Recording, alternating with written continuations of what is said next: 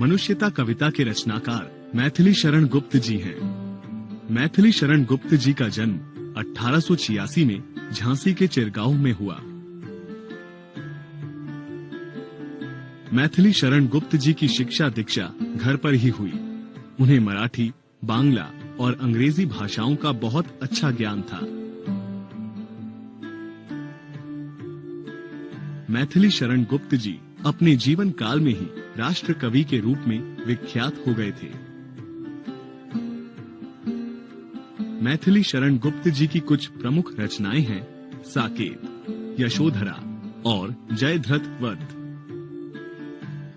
मैथिली शरण गुप्त जी राम भक्त कवि थे।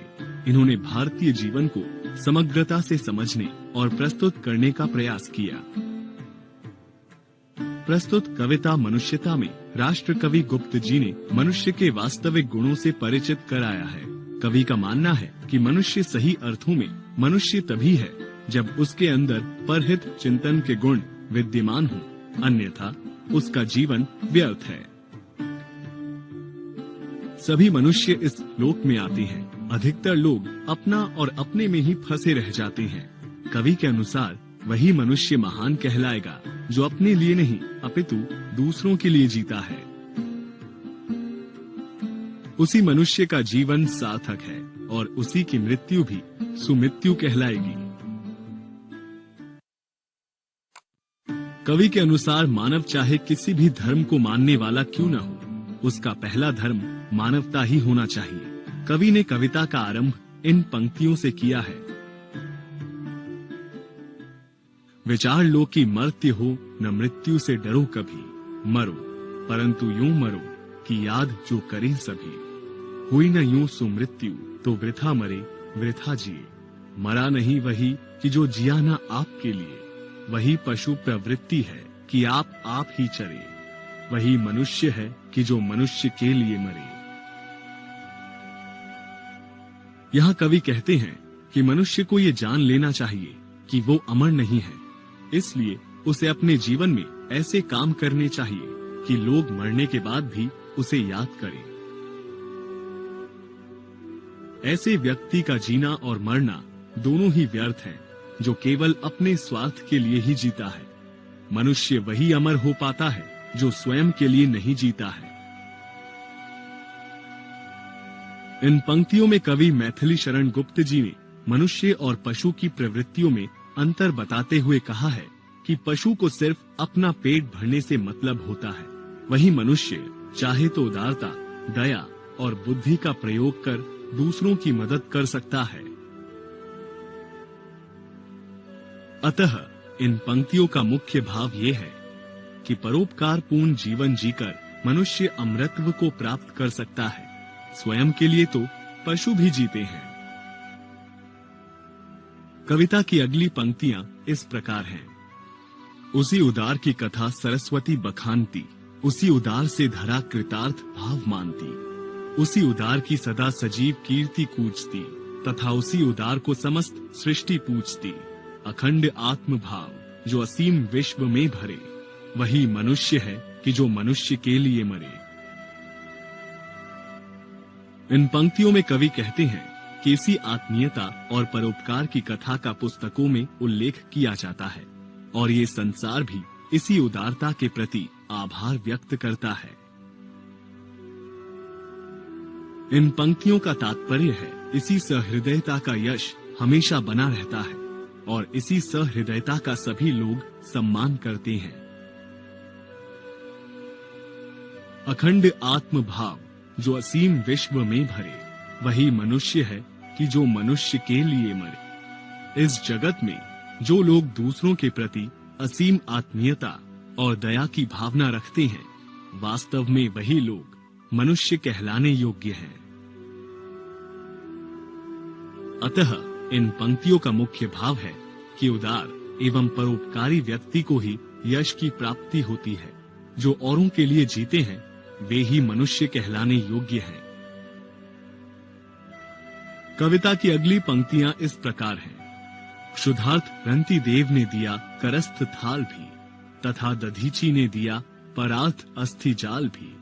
उसी नर्क क्षितिज ने स्वमांस दान भी किया। सहर्ष वीर कर्ण ने शरीर चर्म भी दिया। अनित्य देह के लिए अनादि जीव क्या डरे। वही मनुष्य है कि जो मनुष्य के लिए मरे। इन पंक्तियों में कवि ने पौराणिक कथाओं के माध्यम से मनुष्यता को उजागर किया है। वे कहते हैं कि भूख से व्याकुल राजा रंतिदेव ने भी अपने भोजन की थाली दूसरे भूखे व्यक्ति को दे दी थी। महान ऋषि दधीचि ने दूसरों की भलाई हेतु वज्र बनाने के लिए अपनी हड्डियों तक को दान दे दिया था।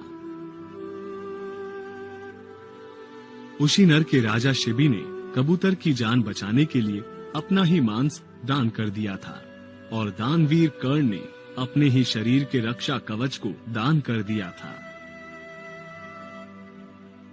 इन पंक्तियों में कवि कहना चाहते हैं कि ये शरीर तो मरणशील है।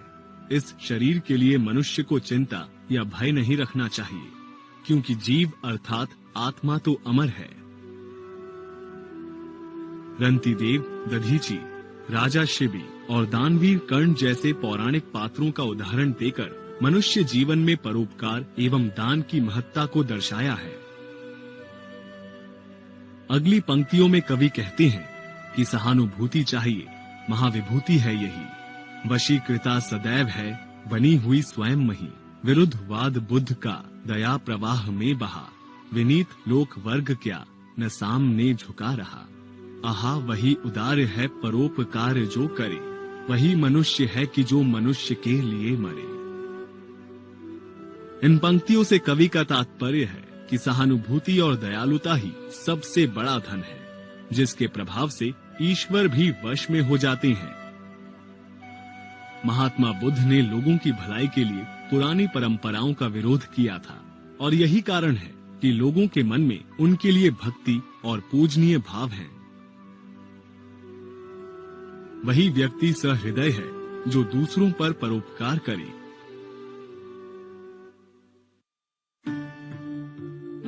इन पंक्तियों में कवि ने सहानुभूति, दयालुता, परोपकार की भावना को ही सर्वश्रेष्ठ बताया है।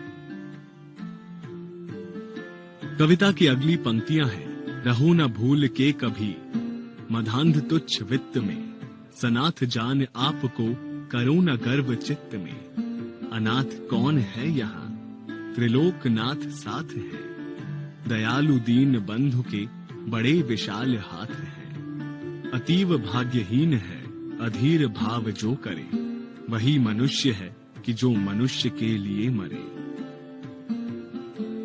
इन पंक्तियों से कवि का आशय ये है कि मनुष्य को कभी भी धन दौलत के गर्व में अंधा होकर दूसरों को छोटा नहीं समझना चाहिए। इस जगत में कोई अनाथ नहीं है। ईश्वर तो सबके साथ है। ईश्वर के परोपकारी हाथ सबकी ओर एक समान बढ़ते हैं। ईश्वर के रहते हुए भी जो व्यक्ति अधैर्य और चिंता में रहे वो बड़ा ही भाग्यहीन है। कवि इन पंक्तियों में ईश्वर को सर्वश्रेष्ठ बताते हुए कहते हैं कि इस जगत में हर किसी के सिर पर ईश्वर का हाथ है।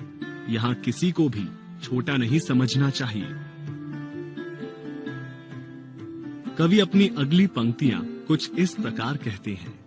अनंत अंतरिक्ष में अनंत देव हैं खड़े। समक्ष ही स्वबाहु जो, बढ़ा रहे बड़े बड़े। परस्परावलंब से उठो तथा बढ़ो सभी।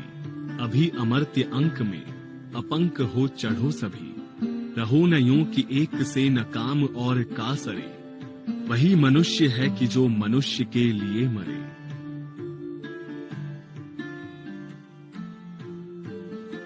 इस अनंत आकाश में असंख्य देवी देवता विद्यमान हैं, जो सुहृदय मनुष्यों के लिए अपने हाथ बढ़ाए स्वागत के लिए खड़े हैं। कवि सभी को एक दूसरे का सहयोग करते हुए आगे बढ़ने को कह रही हैं और निष्पाप एवं कलंक रहित रहकर सभी को ईश्वर की गोद में जाने के लिए प्रयत्नशील रहने को कह रही हैं। इन पंक्तियों में कवि कह रही हैं कि मनुष्य को एक दूसरे का सहयोग और भलाई के लिए प्रयत्नशील रहना चाहिए। अतः उपर्युक्त पंक्तियों के माध्यम से कवि मनुष्यों को एक दूसरे के सहयोग से आगे बढ़ने के लिए कह रही हैं। कविता की अगली पंक्तियां इस प्रकार हैं। मनुष्य मात्र बंधु है, यही बड़ा विवेक है। पुराण पुरुष स्वयंभू, पिता प्रसिद्ध एक है। फलानुसार कर्म के अवश्य बाह्य भेद है, परंतु अंतरैक्य में प्रमाणभूत वेद है। अनर्थ है कि बंधु ही न बंधु की व्यथा हरे, वही मनुष्य है कि जो मनुष्य के लिए मरे। इन पंक्तियों में कवि का आशय ये है कि मनुष्य के द्वारा एक दूसरे के प्रति बंधुत्व का भाव रखना बहुत ही समझदारी की बात है, क्योंकि सभी मनुष्य उस ईश्वर की ही तो संतान है। सभी मनुष्यों के कर्मों में भिन्नता भले ही हो, लेकिन आत्मा से तो वे एक ही हैं। कवि कह रहे हैं कि ये तो बहुत ही गलत होगा यदि मनुष्य ही मनुष्य के कष्ट को कम करने का प्रयास न करे। उपर्युक्त पंक्तियों का मुख्य भाव है कि हर मनुष्य को दूसरे मनुष्य को अपना बंधु मानते हुए उसकी व्यथा, पीड़ा को दूर करने का प्रयास करना चाहिए। कविता की अंतिम पंक्तियां इस प्रकार हैं। चलो अभिष्ट मार्ग में सहर्ष खेलते हुए, विपत्ति विघ्न जो पड़े उन्हें ढकेलते हुए। घटे न हेल मेल हाँ, बढ़े न भिन्नता कभी। अतर्क एक पंथ के, सतर्क पंथ हो सभी। तभी समर्थ भाव है कि तारता हुआ तरे, वही मनुष्य है कि जो मनुष्य के लिए मरे। कविता के अंत में कवि ने जीवन की तुलना एक खेल से की है। चाहे लाख विपत्तियां क्यों न आए, उन्हें ढकेलते हुए हमें आगे ही आगे बढ़ना चाहिए। कवि कहते हैं कि एक बार मार्ग चुन लेने के बाद कोई बहस और कुतर्क नहीं होना चाहिए। सभी में भाईचारा हो और जो समर्थ हैं, वे कम भाग्यवान लोगों को अपने साथ लेकर चले। जो खुद पार होने का सामर्थ्य रखते हों, वे दूसरों की भी नैया को पार लगाते हुए चले। मैथिली शरण गुप्त जी की अंतिम कुछ पंक्तियों का भाव है कि जीवन रूपी इस मार्ग में कितनी ही मुश्किलें आए, उनसे बिना डरे उनका सामना करते हुए, कमजोरों को अपने साथ लेते हुए मनुष्य को आगे बढ़ते रहना चाहिए।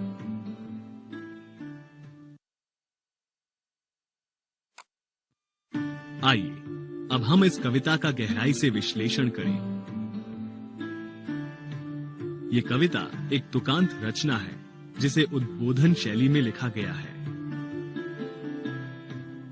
कवि ने संस्कृत निष्ठ खड़ी बोली का प्रयोग किया है। ऐसे कुछ शब्द यहाँ चिन्हांकित किए गए हैं।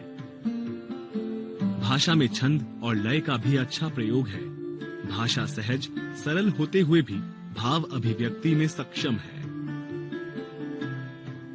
अनुप्रास, मानवीकरण आदि अलंकारों के प्रयोग से कविता की सुंदरता में चार चांद लग गए हैं। मैथिली शरण गुप्त जी की इस कविता मनुष्यता का मुख्य भाव, मनुष्यता का संदेश देना ही है। इस तरह कविता का मुख्य भाव उसके शीर्षक में ही छिपा हुआ है। कवि ने जीवन की क्षण भंगुरता की भी बात की है। कविता में कुछ पौराणिक कथाओं के उदाहरण लिए गए हैं, जिनसे भारत के स्वर्णिम इतिहास का सजीव चित्रण होता है। घमंडी मनुष्य को चेतावनी देने के साथ साथ हम सभी को ईश्वर में अटूट विश्वास रखने को भी प्रेरित किया है और मनुष्य को सच्चा मनुष्य बनने को कहा है। कवि ने मानव सेवा को ही ईश्वर पूजा कहा है। मनुष्य को परोपकार, भाईचारा और उदारता की भावना से अपना जीवन जीना चाहिए, जिससे दुर्बल और कमजोर भी अपना जीवन सही तरीके से जी सके।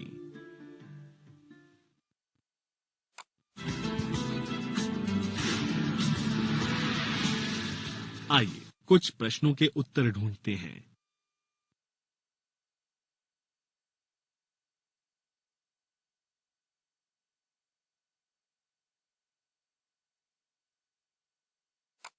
नीचे दिए गए कविता के अंश को पढ़िए और सही विकल्प को चुनकर इसका सही उत्तर दीजिए। सहानुभूति चाहिए, महाविभूति है यही। वशीकृता सदैव है, बनी हुई स्वयं मही। विरुद्धवाद बुद्ध का, दया प्रवाह में बहा। विनीत लोक वर्ग क्या, न सामने झुका रहा। कवि के अनुसार मानव के लिए सबसे बड़ी पूंजी क्या है? सही विकल्प को क्लिक करके सबमिट करें।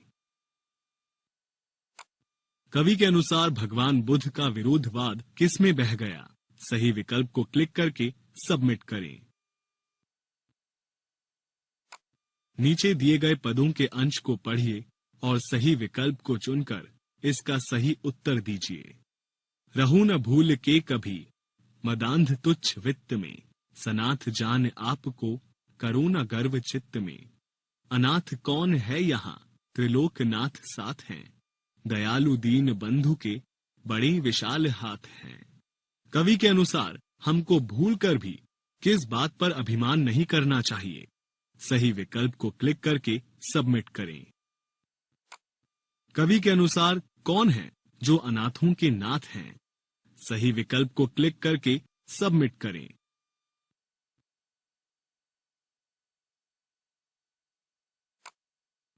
नीचे दिए गए पदों के अंश को पढ़िए और सही विकल्प को चुनकर इसका सही उत्तर दीजिए। चलो अभिष्ट मार्ग में, सहर्ष खेलते हुए। विपत्ति विघ्न जो पड़े, उन्हें धकेलते हुए। घटे न हेल मेल हाँ, बढ़े न भिन्नता कभी। अतर्क एक पंथ के, सतर्क पंथ हो सभी। कवि ने जीवन के अभिष्ट मार्ग में किस तरह आगे बढ़ने की प्रेरणा दी है? सही विकल्प को क्लिक करके सबमिट करें। घटे न हेल मेल हाँ, बढ़े न भिन्नता कभी से क्या तात्पर्य है? सही विकल्प को क्लिक करके सबमिट करें।